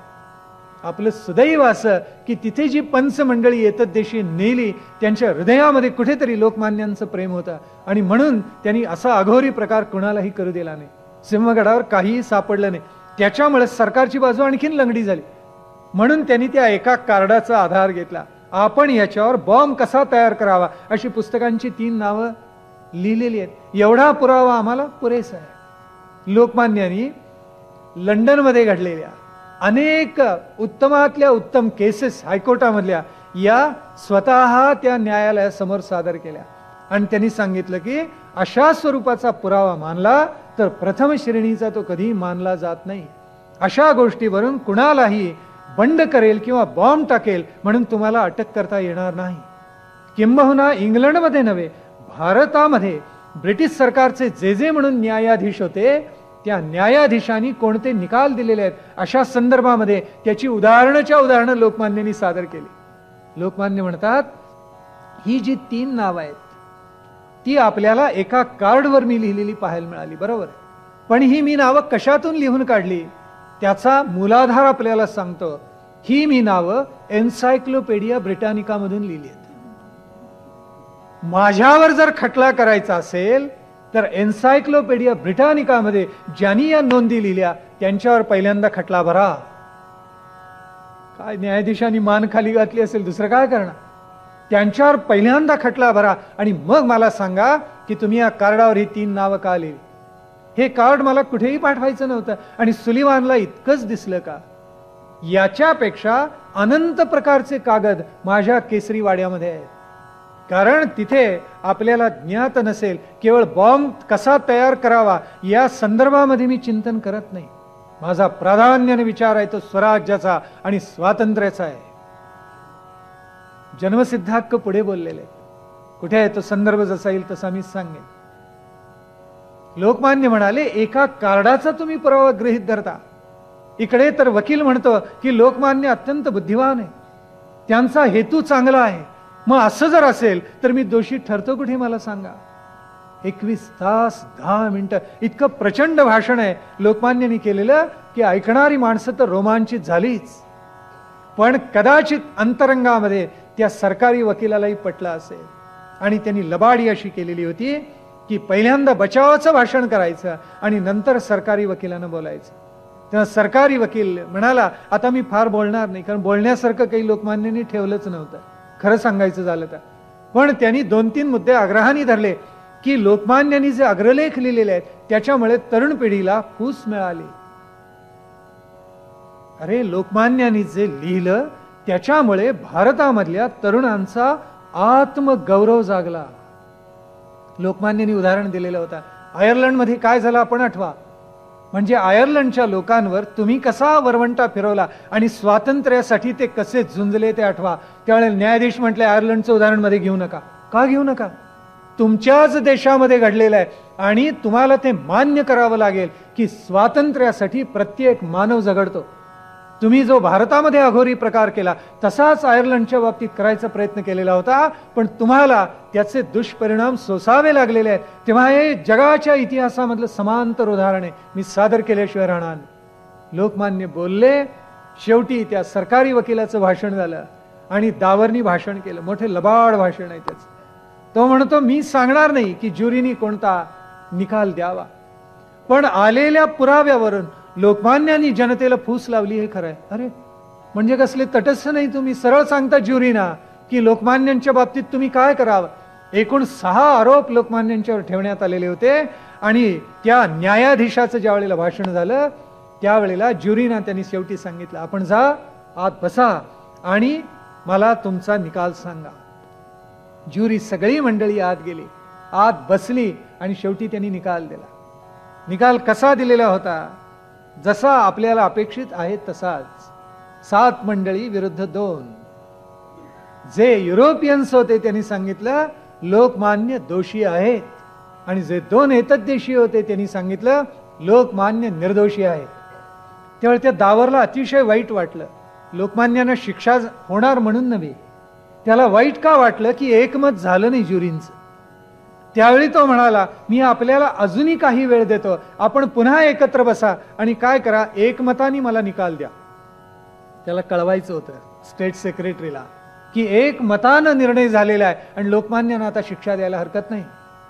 पण पुन्हा तेच मत राहिलं 7 आणि 2. त्यावेळेला मात्र त्यांनी निकाल दिला दावरने आणि त्या दावरने निकाल दिला आणि त्याच्यामध्ये सांगितलं की त्यात हे मान्य केले बरं का, अत्यंत बुद्धिमान आहात, राष्ट्रभक्त आहात. अरे, मग असा जर मनुष्य असेल तर तो वाईट करेलच कसा? जो राष्ट्रभक्त असतो तो राष्ट्रासाठी झुंजणाराच. न्याय याच्यामध्ये अन्याय कुठे आहे? पण असं म्हणून सुद्धा शेवटी सांगितलं तरीही आपल्या हातून अन्याय घडलेला आहे, म्हणून आता काय करणार, तुम्हाला शिक्षा देण्यात येते. आणि त्यांनी शेवटचं वाक्य उच्चारलं, त्याच्यामध्ये म्हटलेलं होतं 6 वर्षांसाठी तुम्हाला काळ्या पाण्याची शिक्षा देण्यात येते. लोकमान्य हसले, कारण सगळं भवितव्य डोळ्यापुढे उभे राहिलं. भविष्य दिसलं. काय करणार, आपल्याला भारताच्या बाहेरही मंडळी नेणार हे तत्क्षणी लक्षात आलं लोकमान्यांच्या. आणि मग लोकमान्यांना मागच्या दारातून एक छोटा जिना होता, कारण बाहेर जवळजवळ 7-8 हजार माणसं जमलेली होती. दंगा होईल अशी भीती वाटली आणि म्हणून मागच्या छोट्या एका जिन्याने लोकमान्यांना नेण्यात आलं. बंद अशी एक गाडी होती, पडदे सोडलेले होते, लोकमान्य कुणाला दिसू नये तसा प्रयत्न होता. त्याच्यामध्ये लोकमान्यांना बसवण्यात आलं आणि झपाट्यानं गाडी निघाली आणि लोकमान्य तुरुंगामध्ये नेण्यात आलं. बाहेरची माणसं गर्जना करत होती, लोकमान्यांच्या नावाचा जय जयकार चाललेला होता, वंदे मातरमच्या घोषणा घुमत होत्या. आणि पुढे 2-4 दिवस मुंबईमध्ये किरकोळ स्वरूपामध्ये दंगेही झाले. अनेक कामगार हे संपावर गेले, कामावर बहिष्कार टाकण्यात आला आणि कृपाळू मायबाप सरकारने 75 लोकांना गोळ्या घालून मारलं. अनेक माणसं जखमी झाली आणि हे सगळं प्रकरण ताकदीच्या बळावर दडपून टाकण्यात आलं. दुर्दैव, लोकमान्यांना तुरुंगामध्ये ठेवण्यात आलेलं होतं. त्यावेळेला लोकमान्यांनी एक केलं. लोकमान्य म्हणाले, आपण जे अन्न देता ते मी स्वीकारणार नाही, अत्यंत कदान असतं ते, आणि मी त्याचा स्वीकार करणार नाही. त्यावेळी पळापळ झाली, कारण आता द्यायचं कोणतं अन्न लोकमान्यांना. म्हणून तिथे जे रुग्ण असतात त्या रुग्णांना जे पौष्टिक अन्न तातल्या त्यात, बरं का, पौष्टिक कसलं, त्यातल्या त्यात बरं अन्न देत असत रुग्णांना, ते अन्न द्यायची परवानगी उदारपणे ब्रिटिश सरकारने दिली. आणि ते अन्न लोकमान्यांना काही दिवस दिलं आणि लगेच 2-4 दिवसामध्ये लोकमान्यांना तिथून उचलण्यात आलं. योग तरी काय असतात इतिहासामधले. आणि लोकमान्यांना पुढे कुठे नेलं असेल तर साबरमतीच्या तुरुंगात ठेवलं. साबरमतीच्या तुरुंगामध्ये लोकमान्य राहिले आणि तिथून मग त्यांची पुन्हा एकदा रवानगी दुसरीकडे करायची होती, म्हणून पुन्हा एकदा रेल्वेमध्ये त्यांना बसवण्यात आलं. आणि त्यावेळेला लोकमान्यांनी जाणलं आपल्याला कुठे नेणार, कारण भारताच्या बाहेर काढणार हे लोकमान्यांच्या बरोबर लक्षात आलेलं होतं. आणि खरोखर लोकमान्यांना साबरमतीहून रेल्वेनी, खास स्पेशल रेल्वे आणलं, लोकमान्यांना मुंबईच्या बंदरामध्ये आणलं आणि त्या बोटीमध्ये त्यांना बसवण्यात आलं. आणि किती गुप्तता पाळलेली होती, किती गुप्तता. त्या बोटीचा जो कप्तान होता त्यालाही माहिती नव्हतं की ही बोट कुठे न्यायची. लोकमान्यांच्या बाबत ब्रिटिश सरकार किती दक्ष असे त्याचे उदाहरण आहे. आणि खरोखर लोकमान्यानं बोटीत बसवलं. त्यांना बोटीत बसवल्यानंतर तो दूताने जो खलिता आणलेला होता तो त्या कप्तानाला दिला. त्यांनी तो उघडला आणि मग सांगितलेलं होतं रंगूनला न्या, पुढे लोकमान्यांना मंडालेला न्यायचं. आणि बोट प्रवास करत करत निघाली. आणि वाटेमध्ये लोकमान्यांच्या नावाचा जय जयकार, बातम्या कशा फुटतात कोणाच ठाऊक. इतकी खबरदारी घेऊन सुद्धा रेल्वे स्थानकावर ज्या ज्या ठिकाणी गाडी थांबत होती तिथे तिथे लोकमान्यांच्या नावाचा जय जयकार होत होता. म्हणजे जाणलेलं होतं लोकांनी लोकमान्याने याच गाडीतून नेत आहेत. पुढे रंगूनला हे जहाज येऊन थांबलं. बोटीतून लोकमान्य उतरले. तो प्रवास मोठा खडतर होता. 6-8 दिवसांचा जो झाला तो त्रासदायकच होता. एका अंधाऱ्या खोलीमध्ये, तळघरामध्ये लोकमान्यानं कोंडलेलं होतं. श्वापदाला जसं बाहेर काढावं जनावराला, तसं त्या पोलिसांच्या बंदोबस्तामध्ये 1 तास लोकमान्यानं बाहेर डेकवर आणण्यात येत असे. 24 तासातलं फक्त 1 तास आणि बाकीचे 23 तास लोकमान्यांना खाली त्या अंधारी खोलीत राहावं लागत असे. आणि लोकमान्यांना घेऊन ती बोट आली, रंगूनला आली आणि पुढे त्यांना मंडाले किंवा मंदले असं सुद्धा म्हणतात त्याला, मंडाले या ठिकाणी नेण्यात आलं. लोकमान्यांना 6 वर्षाची काळ्या पाण्याची शिक्षा झालेली होती. पण सुदैव असं काय घडलं कुणास ठाऊक, ब्रिटिशांचे आडाखे चुकले का योगायोगानं ते घडून आलं. त्यावेळेला लोकमान्याने जी खोली दिलेली होती ती 20x12 एवढी होती. म्हणजे अगदीच छोटी नव्हती. 20x12 म्हणजे बऱ्यापैकी होती. म्हणजे दिवाणखाना जसा असतो तशी ती खोली होती. आणि लोकमान्यांच्या बरोबर त्यावेळेला त्यांनी एक आचारीही नेलेला होता, बरोबर नेलेला होता. त्या कालखंडामध्ये लोकमान्यांच्या बरोबर 4 आचारी राहिले एकूण. त्यातला पहिला हा भारतातून मुद्दाम नेण्यात आलेला होता आणि नंतर मागवून घेण्यात आले. लोकमान्यांच्या बरोबर तो आचारी राहिलेला होता. आणि 20x12 खोली. आणि शेवटी तर योग असा आला की ते दोघच त्या खोलीमध्ये राहायला लागले. पुढे अंगणासारखी रिकामी जागा होती आणि ती साधारण 150 फूट लांबीची आणि 35 फूट रुंद एवढी होती. पुढे काही कालखंडानंतर हा कैदी पळून जाणार नाही अशी खात्री झाल्यानंतर लोकमान्यांना तिथे फिरायला परवानगी दिली. सरकार उदार झालं आणि सांगितलं इथे फिरायला आपल्याला हरकत नाही. लोकमान्य संध्याकाळच्या वेळी तिथे फिरत असे. 6 वर्ष आपल्याला इथे काढायची आहेत हे लोकमान्यांना मनोमन पटलेलं होतं. तरी सुद्धा दादासाहेब खापर्डे विलायतेला गेले, अपील केलं तिथे जाऊन आणि सगळा खटला फिरवावा, अशा थोर देशभक्ताची मुक्तता करावी असं दादासाहेब खापर्डेंनी तिथे आवर्जून सांगितलं. त्यावेळेला ज्या रुदरफोर्डचा मी मगाशी उल्लेख केला त्यांनी पार्लमेंटमध्ये काही प्रश्न विचारलेले होते. काही सरदय माणसं होती आणि त्यांनी प्रश्न विचारले आणि त्याचं उत्तर सरकारला नीट देता आलं नाही. त्यावेळेला रुदरफोर्डनी निसंदिग्ध शब्दामध्ये सांगितलं की लोकमान्य टिळकांची मुक्तता शहाणे असाल तर करा. हे त्यांच्याच एका बांधवांनी सांगितले. अर्थात ते ऐकलं जाणार नव्हतं, पण त्याही कुणा लोकांच्या मनामध्ये टिळकांच्या बाबतीत किती आप्तभाव होता पहा. आणि टिळक मंडालेमध्ये राहिले. तिथून त्यांनी पत्रव्यवहार भरपूर केलेला आहे. खूप पत्र लिहिलेली आहेत आणि त्यातली धोंडोपंतांना आपल्या भाच्याला तर पुष्कळच लिहिलेली आहे. एकापेक्षा एक सुंदर पत्र आहेत आणि अनंत विषयाला टिळकांनी आपल्या पत्रांमधून स्पर्श केलेला आहे. आणि तिथे त्या मंडालेच्या तुरुंगामध्ये काही विलक्षण घडलेलं आहे. काय घडलं आपल्याला माहिती आहे. गीता रहस्यासारखा अलौकिक ग्रंथ निर्माण केला लोकमान्य. तो ग्रंथ कसा आहे पुढे आपण पाहणार आहोत. पण कर्मयोग पर अवघ्या गीतेचा अर्थ लावून आपल्या देशातल्या सगळ्या लोकांना प्रेरणा द्यावी या मूलभूत हेतूनी गीतेचं रहस्य लोकमान्यांनी उलगडलेलं आहे. अतिशय अप्रतिम ग्रंथ. वेदाचा काही विचार केलेला आहे. ओरायनचा विचार तिथे झालेला आहे. आर्क्टिक होम इन वेदाज याचाही विचार झालेला आहे. उपनिषदांच्या बद्दल काही तत्वविचार, वेदांत सूत्रांवर म्हणजे ब्रह्मसूत्रांचा विचार हाही लोकमान्यांनी त्या कैदेत असताना केलेला आहे. किती लोकांना असं करायला सुचेल. आपण आपल्या मनाशी जरा विचार करून बघा की 6 वर्ष आपल्या लोकांपासून इतके आपण दूर, जवळजवळ तो एकांतवास, कुणाशी मिसळून देत नाहीत, कुणाशी बोलून देत नाहीत. इतक्या कठोर आज्ञा दिलेल्या होत्या की लोकमान्यांना पूर्ण स्वतंत्र करून टाकलेलं होतं. न जाणो हा तिथे पुन्हा संघटना बांधेल तुरुंगामध्ये आणि ते आपल्याला जड जाईल म्हणून लोकमान्यांना पूर्ण बाजूला काढण्यात आलेलं होतं. आणि त्यावेळेला लोकमान्यांना मधुमेह झालेला होता. त्या मधुमेहाने त्यांना फार त्रास दिला. या 6 वर्षाच्या कालखंडामध्ये अतिशय त्रास झाला. लोकमान्यांनी त्याच्याबद्दल लिहिलेलं आहे की साखरेचं प्रमाण माझ्या लघवीत किती येतं असे उल्लेख लोकमान्यांनी केलेले आहेत. आणि पुढे ते कमी करण्यासाठी मी कोणतं धान्य खावं, यव सातू यांचं मी सेवन करावं, आणि म्हणून ते ब्रिटिश सरकारकडे त्यांनी मागितलं. त्यावेळेला त्यांनी सर्जन पाठवून हे खराय किंवा खोटं आहे याची छाननी पहिल्यांदा केली आणि नंतरच लोकमान्यांना परवानगी दिली. पक्के व्यापारी. लोकमान्यांना तूप द्यावं अशी आज्ञा झाली. किती द्यावं? 1 अंश तूप द्यावं. मोजून देत असत, वजन करून. किती दूध द्यायचं लोकमान्यानं तेही ठरलेलं होतं, तेवढं मोजून मापून देत असत. आपल्याला नवल असं वाटेल की लोकमान्य जितका काल त्या तुरुंगामध्ये होते तितका पूर्ण कालखंड त्यांना गहू मिळायचं तो आठवड्यातून एकदा मिळायचं आणि बाकी सगळं कदान्न सेवन करावं लागायचं. जी अवस्था पहिल्या राजद्रोहाच्या खटल्यामुळे झाली तीच अवस्था लोकमान्यांच्या वाट्याला आली आणि लोकमान्यांचं वजन झपाट्यानं कमी झालं. त्यावेळेला सत्यभामाबाई पुण्यामध्ये होत्या आणि लोकमान्य टिळकांना आपल्या कुटुंबाची, मुलांचीही काही अंश काळजी होतीच, केसरीचीही काळजी होती, छापखान्याचीही काळजी होती. आणि त्यावेळेला त्यांनी काही पत्र लिहिले आहेत. त्याच्यामध्ये लिहिलेलं आहे की मंडळींची प्रकृती बरी नाही, माझ्याप्रमाणे त्यांना सुद्धा मधुमेह आहे, म्हणून आपण वैद्यांचं औषध घ्यावं. पदे या नावाचे एक प्रख्यात वैद्य त्या कालखंडामध्ये, त्यांना वैद्यराज असं म्हणत असत, वैद्यराज पदे.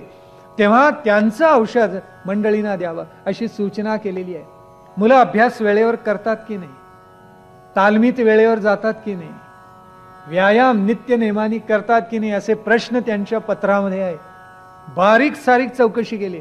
नचिम केळकरांची चौकशी केली, कृष्णाजी प्रभाकर खाडीलकरांची चौकशी आहे. सगळ्या आप्तेष्टांची बारीक सारीक चौकशी आपल्या पत्रामध्ये टिळक करत असत आणि त्याच्यामध्ये लिहित असत, या वस्तू मला पाठवून द्याव्यात, सरकारची कृपा झाली तर त्या मला मिळतील, अन्यथा मिळणार नाही. कारण प्रत्येक वस्तू तपासून पाठवली जात असे, यात एखादं चोरून शस्त्र आत जात नाही ना. ब्रिटिश सरकार अत्यंत सावध होतं. साधी जरी वस्तू आली, जानव्याचा जोड पाठवलेला होता, तो 100 वेळेला त्यांनी उलगडून पाहिला, काय आहे यांनी लोकमान्य काय करणार आहेत. मग शेवटी खुलासा करून सांगावं लागलं, याला यज्ञोपवीत म्हणतात, हिंदू मंडळी ही गळ्यामध्ये धारण करतात. एवढा सगळा खुलासा झाल्यावर जानव्याचा जोड आत दिला, तोपर्यंत दिलेला नव्हता. आपण आपल्या मनाशी कल्पना करा की ब्रिटिश सरकार किती सावध होतं, कारण लोकमान्य काय काय करू शकतील याची पूर्ण कल्पना त्यांना आलेली होती. मध्ये एकदा लोकमान्य मंडालेमध्ये असताना भूकंपाचा धक्काच बसला, प्रचंड धक्का आहे. आणि लोकमान्यांनी एका पत्रामध्ये त्याचा उल्लेख केलेला आहे की इथे धक्का बसलेला आहे. मग 2.5 वर्ष झाल्यानंतर पुन्हा एकदा ब्रिटिश सरकारकडे अपील केलं की लोकमान्यांना सोडा. नाही. 3 वर्ष गेली, 3.5 वर्ष गेली, लोकमान्यांना सोडा. नाही. लोकमान्यांचं वजन कमी होते, अशक्त होत आहेत, मधुमेह बळावतो, हे सगळं दिसते तरी नाही. 3.5, 4, 5 वर्ष आणि मग 3-3.5 वर्ष गेल्यानंतर लोकमान्यांच्या मित्राचं पत्र आलं की नाही सोडत, ब्रिटिश सरकार सोडत नाहीत. त्यांना उत्तर लिहिले लोकमान्य, फार सुंदर उत्तर आहे. लोकमान्य म्हणतात, अरे का चिंता करता, सुख दुःख ही तर मानवाच्या वाट्याला येतात. सुख जसं पचवावं तसं दुःखही पचवावं, का पचवू नये. पण फरक एवढाच आहे की सुख सांगितल्यानंतर लोकांना सांगावं. लोक जर चांगले असतील तर त्याच्यामध्ये सहभागी होतात, पण दुःख बोलत गेल्यानंतर त्याच्यामध्ये वाटेकरी येऊ शकतात. तुम्ही स्वस्थ राहू नका. ब्रिटिशांच्या विरुद्ध जी मोहीम आपण उघडलेली आहे ती चालू ठेवा. कधी आपल्या लक्ष्यावर, आपल्या अंतिम ध्येयावर आपला विश्वास जो आहे तो कदापि डळमळून देऊ नका. आणि लोकमान्य आपल्या सगळ्या मित्रांना पत्र लिहित होते. ही पत्र विशेषच आहे, ब्रिटिश सरकारने सोडली, जात असत, लोकांना ती मिळत असत. आणि शेवटी एका पत्रामध्ये तर लिहिलेलं आहे, मुलांचे परीक्षेतले गुण पाहिले समाधानकारक नाहीत, तेव्हा अधिक कठोर मेहनतीची आवश्यकता आहे. उत्तमातले उत्तम गुण मिळवा. आणि त्या पत्रात लिहिले, किमान पहिल्या 10 क्रमांकामध्ये तरी याच, असं त्या पत्रामध्ये लोकमान्यांनी म्हटलेलं आहे. हे सगळं ज्या वेळेला चाललेलं होतं त्यावेळेला लोकमान्यांची सुटका व्हावी म्हणून नचिम केळकरांनी प्रचंड प्रयत्न केलेले होते. नचिम केळकरांना अतिशय वाईट वाटलं की असा हा स्वराज्याचा सिंह त्या पिंजऱ्यामध्ये बंद करून ठेवलाय आणि केवढा अन्याय लोकमान्यांच्यावर केलेला आहे. त्यावेळेला त्यांनी एक लेख लिहिला होता मराठ्यामध्ये, इंग्रजी भाषेमध्ये लेख होता आणि तो लेख लिहून प्रसिद्ध ते करणार हे पुण्यामधल्या काही मवाळांना कळलं. त्यांना वाईट वाटलं, अरे नका असं करू, ब्रिटिश सरकारला फार वाईट वाटेल, म्हणून त्यांनी सांगितलं हा प्रयोग करू नका.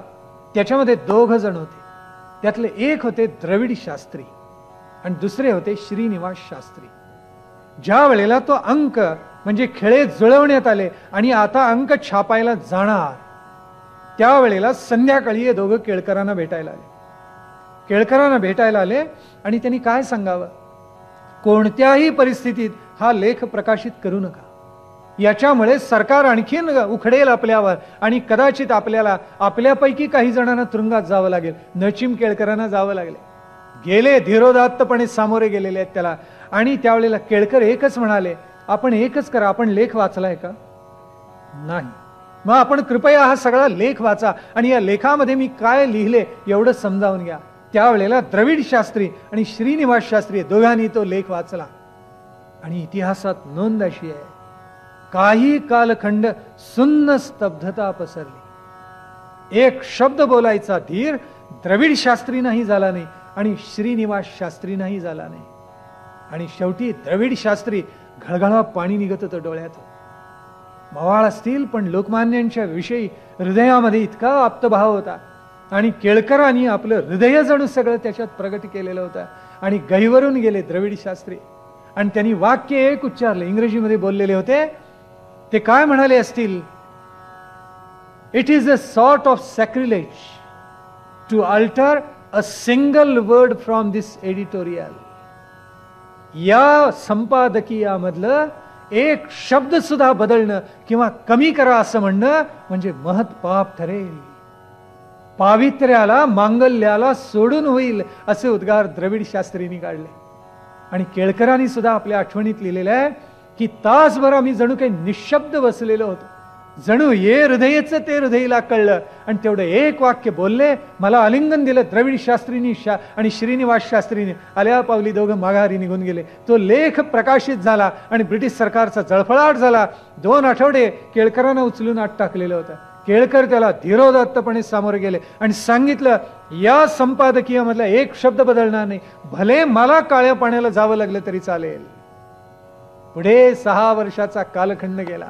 मंडालेमध्ये इतकं सोसलं लोकमान्यांनी आणि सगळं सोसून त्या सगळ्या कालखंडामध्ये अनंत ग्रंथांचं अध्ययन केलं. गीता रहस्यासारखा अलौकिक ग्रंथ निर्माण केला आणि 14 साली जून महिन्यामध्ये लोकमान्य सुटले. लोकमान्यांना परत बोटीनं आणण्यात आलं आणि त्याच्याविषयी सगळी गुप्तता जरी ब्रिटिश सरकारने ठेवलेली होती तरी सुद्धा गंमत अशी झाली की लोकमान्य सुखरूप येऊन पोहोचले. तर पण त्यांच्या सगळ्या प्रवासामध्ये वाटेमध्ये अनंत जणांना कळलेलं होतं की लोकमान्य सुटले. त्याबरोबर वाटेमध्ये अनेक माणसं भराभरा गोळा व्हायला लागली. बोटीनं आणलं, रेल्वेनी आणलं आणि ब्रिटिश सरकारने एक लबाडीचा प्रयोग केला. त्यांनी काय केलं, पुण्यामध्ये लोकमान्यानं उतरवलं नाही, पार पुढे हडपसरला नेलं. ते म्हटले घोटाळाच नको, आमच्या सैनिकांवर दडपणच नको. हडपसरला जाऊन त्यांना शेवटी उतरवलं आणि लोकमान्य परत आले. कोणत्या वेळेला आणलं, मध्यरात्र ओलांडून गेलेली होती आणि लोकमान्य आपल्या वाड्यामध्ये येऊन परत पोचले. या 6 वर्षाच्या कालखंडामध्ये काही बदल झालेला होता आणि देवडीवरचा पहारेकरी बदललेला होता.